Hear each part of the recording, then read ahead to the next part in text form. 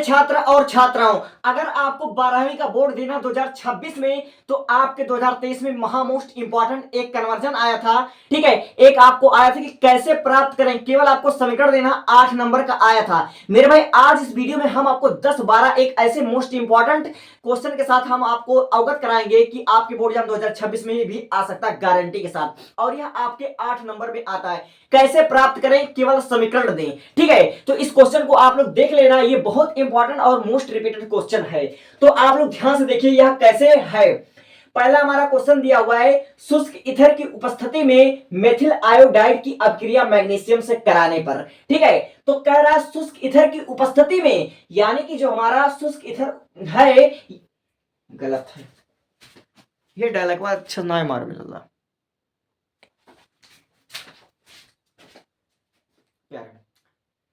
प्यारे छात्र और छात्राओं, अगर आप लोग 12th क्लास में हैं, अगर आपको केमिस्ट्री में कन्वर्जन नहीं समझ में आता है, तो मेरे भाई आज इस वीडियो में हम आपको 10-12 ऐसे कन्वर्जन कराएंगे। कैसे प्राप्त करें, केवल आपको समीकरण देना है। मेरे भाई हम आपको इतने बेहतरीन ढंग से समझाएंगे, इतने बेहतरीन ढंग से समझाएंगे कि आपको एक ही बार में आपके दिमाग में चला जाएगा। अगर आपको मेरा पढ़ाया समझ में आएगा, तो मेरे भाई इससे पहले हमने बायोलॉजी की क्लास, फिजिक्स की क्लास, आपके पांचों क्लास ले लिए, पांचों सब्जेक्ट आपका क्लास ले लिया, उसको आप लोग चेक जरूर कीजिएगा। तो यह क्वेश्चन जो हमने दे रखा है पीछे, यह आपके 2023 बोर्ड एग्जाम में आया हुआ था और बहुत ही मोस्ट इंपॉर्टेंट है। ठीक है, इसको हम एक बार हल करवा देते हैं। तो आप लोग ध्यान से देखिएगा क्वेश्चन किस प्रकार है। क्वेश्चन हमारा इस प्रकार है, शुष्क ईथर की उपस्थिति में मेथिल आयोडाइड की अपक्रिया मैग्नीशियम से कराने पर हमें क्या प्राप्त होगा, केवल आपको समीकरण देना है। ठीक है, तो जब कभी आपके बोर्ड एग्जाम में ऐसा क्वेश्चन आए कि शुष्क ईथर की उपस्थिति में, आप लोग क्वेश्चन को ध्यान से पढ़िए। दिया हुआ है हमारा शुष्क ईथर की उपस्थिति में, यानी कि जो हमारा शुष्क ईथर है, इसकी अभिक्रिया हो नहीं रही, यह अभिक्रिया करवा रहा है, यह एक उत्प्रेरक के रूप में हमारा प्रयोग हो रहा है मेथिल आयोडाइड की अभिक्रिया मैग्नीशियम से कराने पर। यानी कि जो हमारा ये है मेथिल आयोडाइड, ये हमारा उत्पाद है। ठीक है, ये हमारा, ठीक है, ये इससे हमारा क्रिया होगा। तो आप लोग लिखोगे कि शुष्क ईथर की उपस्थिति में, तो यहां पर आप लोग सबसे पहले लिख दोगे शुष्क ईथर। ठीक है, यहां पर शुष्क ईथर लिख दोगे। और शुष्क ईथर है क्या, शुष्क ईथर जो हमारा है मेरे भाई, वह एक उत्प्रेरक के रूप में कार्य कर रहा है। ठीक है, तो अभिक्रिया किनके किनके बीच हो रही है, मेथिल आयोडाइड की अभिक्रिया मैग्नीशियम से हो रही है। तो आप लोग को मेथिल आयोडाइड का सूत्र पता होने चाहिए। तो मेथिल आयोडाइड का जो हमारा सूत्र होता है, वह हमारा होता है CH3 और I। अब इसकी अभिक्रिया हो रही है मैग्नीशियम के साथ, तो यहां पर आपने लिखा मैग्नीशियम। ठीक है, अब यह अभिक्रिया कैसे होगी, ठीक है, इसको हम मात्र आपको एक मिनट में समझाते हैं। देखो मेरे भाई, ये जो हमारा आई दिया हुआ है मेथिल आयोडाइड, ये जो हमारा आई दिया हुआ है, अगर आप गौर करोगे, आप अगर प्रीवियस में जाओगे, तो आपको पता होगा कि जो हमारा हेलोजन होता है मेरे भाई, जो हमारा, ठीक है, हेलोजन होता है, हेलोजन में हमारा क्लोरीन, फ्लोरीन, ब्रोमीन और आयोडाइड आते हैं। ये हमारा क्या होता है, ये हमारा हेलोजन होता है। ठीक है, तो यानी कि जो हमारा आई हुआ, आई हमारा हो गया, ठीक है, हेलोजन। ठीक है, आई हमारा हेलोजन हो गया। अगर आप लोग इस CH3 को देखोगे, तो आप लोग गौर करोगे कि CH3 जो हमारा है, वो हमारा एल्किल ग्रुप का एलिमेंट है। ठीक है, ये हमारा एल्किल ग्रुप का है। ठीक है, एल्किल ग्रुप यानी कि R। ठीक है, R जो हमारा होता है, इसमें आपका CH3 आता है। ठीक है, इसमें आपका C2H5 आता है। ठीक है, तो आप लोग अगर गौर करोगे, ठीक है, ये हमारा है हेलोजन और ये हमारा है एल्किल ग्रुप। ठीक है, और इसमें दिया हुआ है मैग्नीशियम, यानी कि हमारा, ठीक है, एल्किल ग्रुप है, फिर उसके बाद हमारा हेलोजन और फिर उसके बाद आपका मैग्नीशियम। अगर आप लोग इसको ध्यान से देखोगे मेरे भाई, तो आपको पता चलेगा कि यह क्या है, यह हमारा है ग्रिग्नाट अपक्रिया, यह हमारा है ग्रिग्नाट अपक्रिया। तो हो गई, बस हमें कुछ नहीं करना, इस सूत्र के अनुसार, इसके अनुसार हमको बस चीजों को वहीं पर रख देना है। ठीक है, उसके अनुसार हमको वहीं पर चीजों को रख देना है। तो हमारा सबसे पहले R यानी कि एल्किल ग्रुप जो हमारा है, वो हमारा हो जाएगा CH3। तो यहां पर आपने लिख देना है CH3 और फिर उसके बाद मैग्नीशियम को आपको बीच में रख देना है। यहां पर आप लिखोगे मैग्नीशियम, फिर उसके बाद आपका आयोडीन, इस प्रकार हो जाएगा। ठीक है, ये आपका क्रिया संपन्न हुआ। ठीक है, ये आपका जो समीकरण हो गया वह पूरा हो गया। अगर आप लोग इसका नामकरण करना चाहोगे, तो आप लोग यहाँ पर लिख दोगे, क्या लिखोगे, यहाँ पर आप लोग लिख दोगे मेथिल आयोडाइड और इधर लिख दो मैग्नीशियम, और यहाँ पर आपको कुछ नहीं करना है, आपको सिंपल लिख देना है ग्रिग्नाट अपक्रिया। ठीक है, ग्रिग्नार्ड अभिकर्मक आपको लिख देना है। आपको गारंटी के साथ 5 के 5 नंबर आपको मिल जाएंगे, एनी डाउट के, बिना किसी डाउट के आपको 5 के 5 नंबर मिल जाएंगे। ये तो हमने सिर्फ आपको समझाने के लिए लिखा था कि आखिर कैसे याद क्रिया होगा। तो आपको क्या करना है, बोर्ड एग्जाम में केवल इतना ही कर देना है, ठीक है। अब दूसरे वाले को देखो, दूसरा वाला दिया हुआ है एथिल एल्कोहल, ठीक है, एथिल एल्कोहल पर लाल फास्फेट एवं ब्रोमीन से क्रिया कराएंगे तो हमें क्या प्राप्त होगा, केवल आपको समीकरण देना है। तो सबसे पहले आप लोगों को एथिल एल्कोहल का आपको सूत्र पता होने चाहिए। तो एथिल एल्कोहल का जो हमारा सूत्र होता है वो हमारा होता है C2H5OH, ये हमारा होता है एथिल एल्कोहल का सूत्र, ठीक है। एथिल यानी कि 2 कार्बन से हमारा हो गया एथिल, और फिर उसके बाद C2H5OH हमारा एथिल अल्कोहल हो गया। अब इसका क्रिया हमको करवाना है लाल फास्फेट एवं ब्रोमीन के साथ। तो लाल फास्फेट, तो फास्फेट यानी कि P, और फिर उसके बाद आपको ब्रोमीन के साथ कराना है।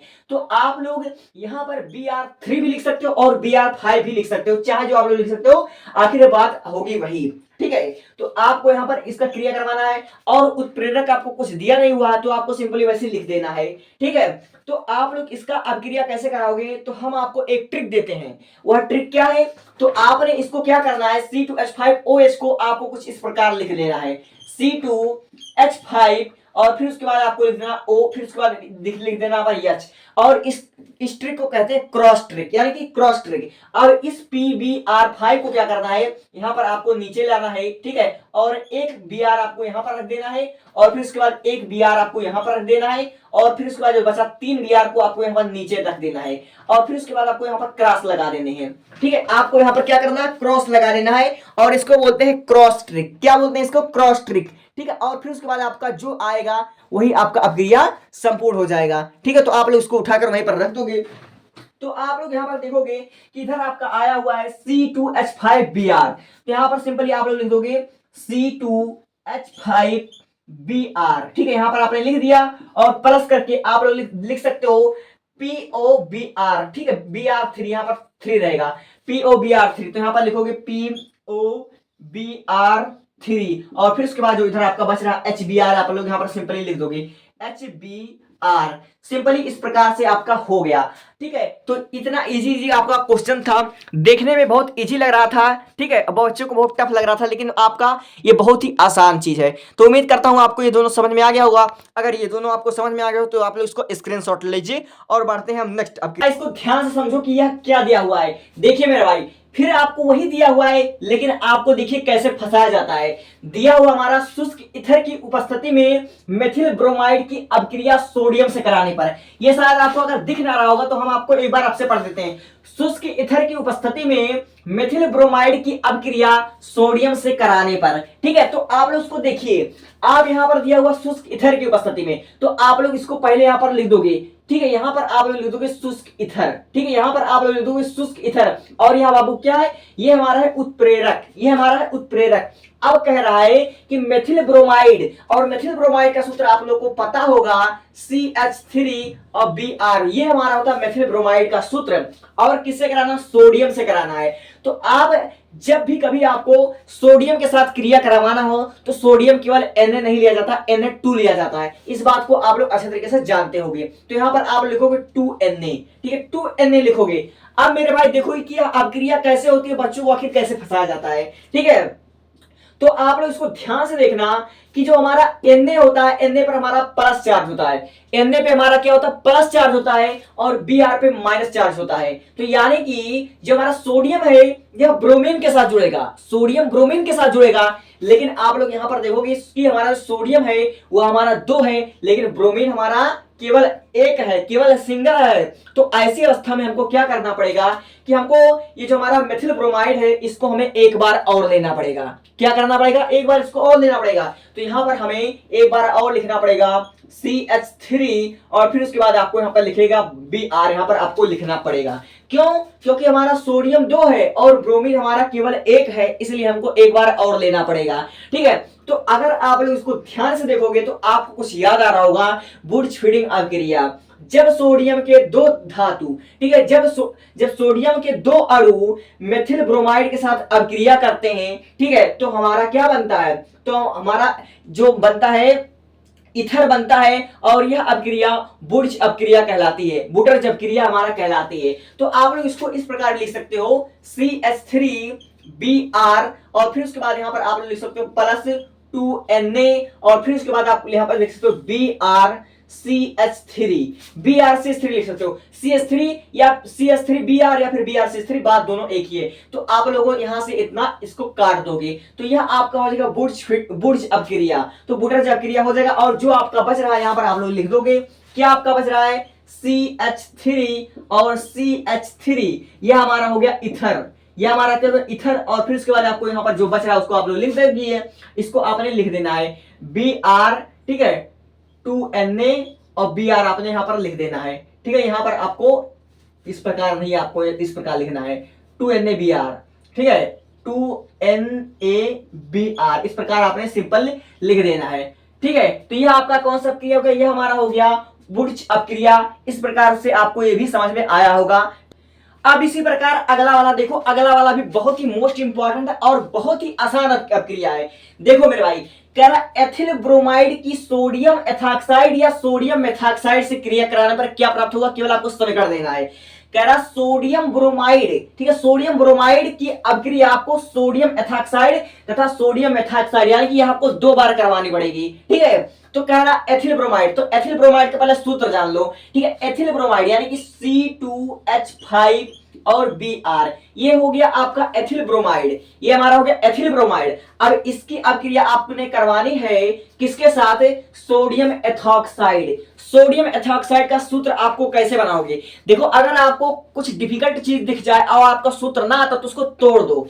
कह रहा सोडियम, ठीक है, तो आपने यहां पर लिख दिया सोडियम, ठीक है। अब देखो कह रहा एथॉक्साइड, एथा मतलब एथेन ऑक्साइड मतलब ऑक्सीजन, तो यहां पर लिख दो ऑक्सीजन, ठीक, यहां पर आप लिख दो O और फिर उसके बाद आपने यहां पर लिख देना एथेन C2H5, ये आपका हो गया एथेन, ठीक है। तो सोडियम एथा ऑक्साइड, तो इस प्रकार आपका बन गया सोडियम एथॉक्साइड। अब इसकी अपक्रिया आपने करवा देनी है, तो आपको क्या बनेगा, आप लोग अच्छे तरीके से जानते हो कि सोडियम पर प्लस चार्ज होता है और ब्रोमीन पर माइनस चार्ज होता है, यानी कि ये दोनों एक दूसरे के साथ जुड़ जाएंगे। तो आपका क्या बन जाएगा, आपका यहां पर आसानी से बन जाएगा NaBr, ठीक, NaBr आपका बन जाएगा। और जो आपका बचेगा उसको आपने जोड़ देना है, ठीक है, उसको आपने क्या करना है, जोड़ देना है। तो आपका बन जाएगा C2H5, ठीक है, H5 और फिर उसके बाद आपका हो जाएगा O, फिर उसके बाद C2H5, इस प्रकार आपका बन जाएगा और इस प्रकार ये आपका हो गया।